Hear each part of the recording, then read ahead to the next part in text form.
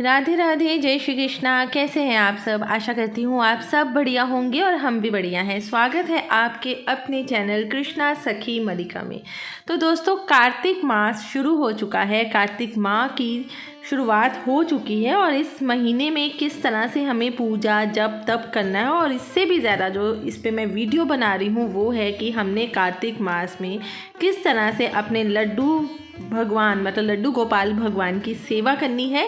और एक हमें संकल्प ज़रूर धारण करना है, संकल्प ज़रूर करना है इस कार्तिक मास में, ताकि जो हमारा कार्तिक मास है जिसमें हम सेवा कर रहे हैं भगवान लड्डू गोपाल की, वो हमारी सेवा सफल हो सके। कार्तिक माह बेहद ही पुण्यदायी माना जाता है और इस महीने में पवित्र नदियों में स्नान करने के लिए कहा जाता है। दान पुण्य तुलसी पूजा करने के लिए भी इस महीने में कहा जाता है, जिससे हमें आरोग्यता, लक्ष्मी, धन, वैभव सब हर चीज़ की प्राप्ति होती है। तो जाने कार्तिक माह में हम किस तरह से भगवान लड्डू गोपाल की पूजा कर सकते हैं और एक संकल्प धारण करके हम किस तरह अपने माह को, इस कार्तिक माह को सफल बना सकते हैं। अश्विन माह के बाद दोस्तों कार्तिक का महीना शुरू हो जाता है और ये माह भगवान विष्णु को, मतलब कि भगवान कृष्ण को, या आप लड्डू गोपाल जी भी कह सकते हैं, जो उन्हीं के रूप हैं, उनको समर्पित होता है। कार्तिक के महीने में स्नान, दान और उपवास करने से सभी कष्टों से मुक्ति मिल जाती है। इस महीने में भगवान विष्णु की, कार्तिकेय जी की, शिव की और यहाँ तक कि तुलसी माता की भी पूजा की जाती है। तो हमें ये सब करने से अक्षय पुण्य फल की प्राप्ति होती है और इस महीने में माँ लक्ष्मी की भी खासकर पूजा की जाती है। तो दोस्तों 29 अक्टूबर से ये माह शुरू हो चुका है और इसका जो समापन है वह 27 नवंबर 2023 को पूर्ण होगा। तो चलिए दोस्तों, अब हम इस महीने भगवान लड्डू गोपाल जी की पूजा कैसे करनी है, सबसे पहले मैं इस पे प्रकाश डालूंगी। तो सभी को सबसे पहले, जैसे कि मैं आगे भी अपनी वीडियोस में बताती हूँ, कि हमें ब्रह्म मुहूर्त में उठ जाना चाहिए। और देखिए, जो लोग नहीं उठ पाते हैं ना, वो कार्तिक मास में ज़रूर उठिए। सुबह सुबह जो उठने का हमें फल प्राप्त होता है वो हमें बाकी पूरे समय में नहीं फल प्राप्त होता। तो कि इस समय में ब्रह्म मुहूर्त में भगवान भी पूरी सृष्टि के चक्र काट रहे होते हैं और देख रहे होते हैं कि मेरे लिए कौन उठता है, कौन सेवा भाव में है।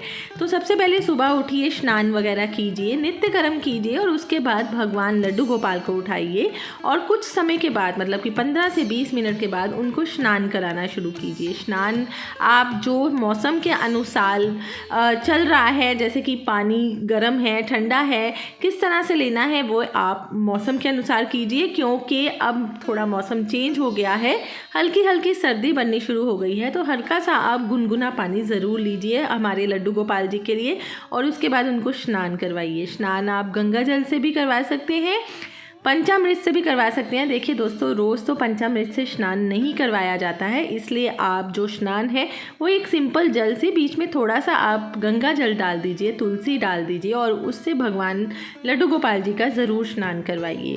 और जो जैसे कि पंचामृत का स्नान होता है वो आप, जैसे कि कोई त्यौहार आते हैं या कोई भगवान की ही कुछ आते हैं पर्व वगैरह, आप उसमें स्नान करवा सकते हैं।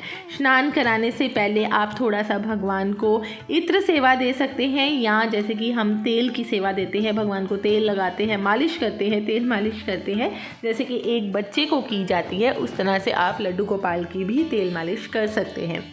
उसके बाद स्नान करवाइए। स्नान करवाने के बाद थोड़ा सा इत्र ज़रूर भगवान को लगाइए। भगवान को ना फूल, मतलब कि पुष्प, इत्र और वस्त्र सेवा सबसे अति प्रिय लगती है। जो भी भक्त भगवान की इत्र सेवा करता है, पुष्प सेवा करता है और यहाँ तक कि जो उनकी वस्त्र की सेवा करता है, नित नए तो चलो नहीं, जो अपनी श्रद्धा के अनुसार नित बढ़िया सुंदर सुंदर अपने हाथों से बना के, चाहे आप पहनाइए वस्त्र भगवान को, वो पहनाते हैं, इत्र सेवा करते हैं, फूलों से सेवा करते हैं, तो भगवान बहुत ज़्यादा खुश होते हैं। उसके बाद आती है इनकी श्रृंगार की सेवा। तो भगवान को श्रृंगार अति प्रिय है, तो भगवान को उसी तरह से श्रृंगार ज़रूर कराइए।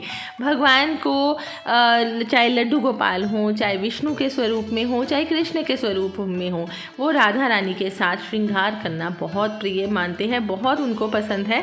तो भगवान को सुंदर से सुंदर हमें श्रृंगार कराना है। उसके बाद श्रृंगार कराने के बाद, वस्त्र डालने के बाद आप भगवान को भोग ज़रूर लगाइए। भगवान को सबसे पहले सुबह का भोग लगाया जाता है, जिसमें आप जैसे कि सुबह 6 बजे उनको उठाते हैं, 5 बजे उनको उठाते हैं, स्नान करवाने के बाद उनको एक भोग लगाइए। भोग में आप उनको, अगर सर्दी है तो हल्का हल्का गुनगुना दूध दीजिए, साथ में मेवे दीजिए। मेवे में जैसे कि बादाम होते हैं, किशमिश होते हैं, काजू होते हैं, इसकी भी आप भगवान को सेवा कर सकते हैं।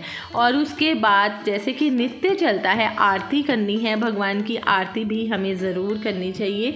रोज़ हमें भगवान की आरती करनी है, सुबह और शाम। मान्यता है कि हमें भगवान की 2 बार दिन में आरती ज़रूर करनी चाहिए, क्योंकि एक सुबह का समय और एक शाम का समय ऐसा समय होता है जिसमें भगवान इस धरती पर आते हैं, अपने भक्तों को देखते हैं कि कौन उनको याद करता है।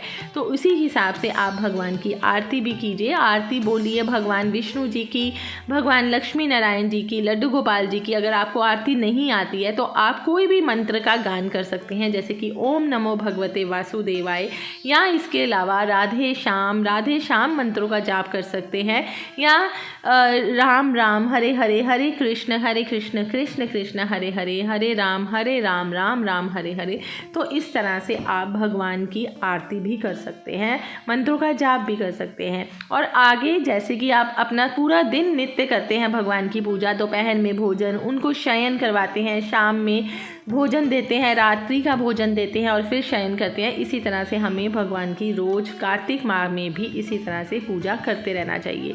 अब बात आती है संकल्प की, तो हमें एक इस कार्तिक माह में दोस्तों संकल्प ज़रूर धारण करना चाहिए। और वो संकल्प होता है कि भगवान मैं आपको नित्य, जैसे कि संकल्प कई तरह के हो सकते हैं, जैसे कि हम आपको नित्य स्नान करवाएंगे। दूसरा कोई संकल्प आप ले सकते हैं कि जैसे भगवान हम आपको रोज़ समय पे भोजन खिलाएंगे और नए नए वस्त्र पहनाएंगे, आपका श्रृंगार करेंगे। तो इस तरह से आप भगवान की सेवा का संकल्प लेके अपने कार्तिक मास को सफल कर सकते हैं। तो यही है वो नियम जिसको आप करके अपने कार्तिक मास को सफल कर सकते हैं। आशा करती हूँ आपको मेरी ये वीडियो पसंद आई होगी तो सब्सक्राइब कीजिएगा जो भी मेरे इस चैनल पे नए आए हैं। मिलती हूँ कल एक नई वीडियो में, तब तक के लिए राधे राधे, जय श्री कृष्णा।